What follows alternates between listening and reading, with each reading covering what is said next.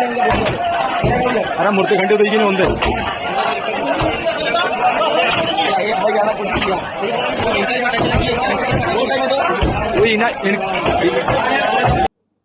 जय हिंद साथियों, मेरी वीडियो के प्रारंभ होने से पहले आपने एक वीडियो देखी होगी जिसमें सरदार वल्लभ भाई पटेल जी की मूर्ति को खंडित किया जा रहा है, तोड़ा जा रहा है और ये दावा किया जा रहा है कि ये भीम आर्मी के द्वारा किया जा रहा है। मैं प्रश्न करना चाहता हूं भीम आर्मी से और इस देश की जनता से, क्या उन्होंने सच में भीमराव अंबेडकर साहब को पढ़ा है या नहीं पढ़ा? भीम आर्मी चीफ को यह पता होना चाहिए और उन्हें अपने इन साथियों को बताना चाहिए कि जो दो महापुरुष हैं, डॉक्टर भीमराव अंबेडकर और सरदार वल्लभ भाई पटेल, दोनों ही इस देश के महानायक हैं, इस देश के निर्माता हैं और उनके नाम पर अपने राजनीतिक रोटियां सेकना कहीं से भी उचित नहीं है और उनको अपमानित करना ये तो कहीं से भी उचित नहीं है।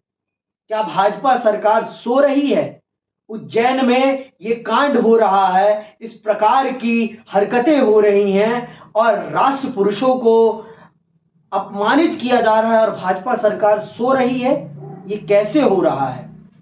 और भीम आर्मी के जिन सदस्यों ने ये किया है उनको सख्त से सख्त दंड दिया जाना चाहिए, क्योंकि ये राष्ट्र की गरिमा के साथ खिलवाड़ किया गया है, राष्ट्र पुरुष के साथ खिलवाड़ किया गया है और ऐसा करने वालों को सख्त से सख्त दंड दिया जाना चाहिए।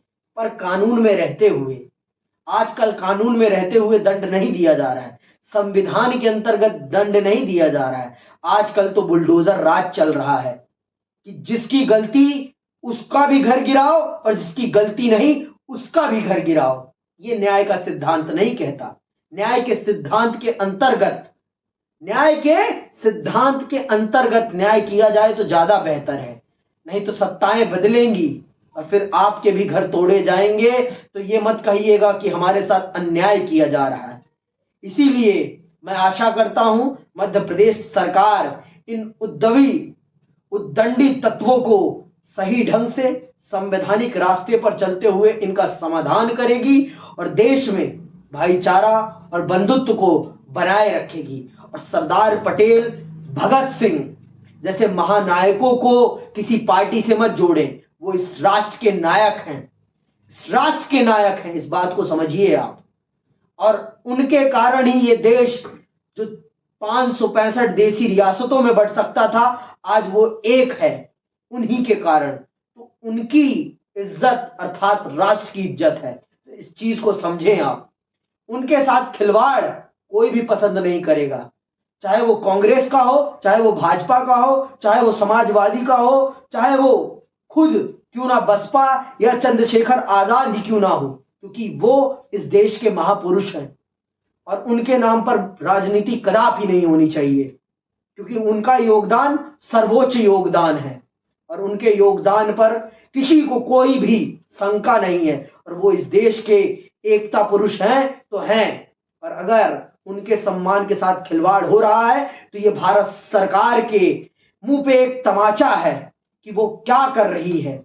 ऐसे लोगों को, ऐसे उपद्रवी तत्वों को क्यों नहीं रोक पा रही।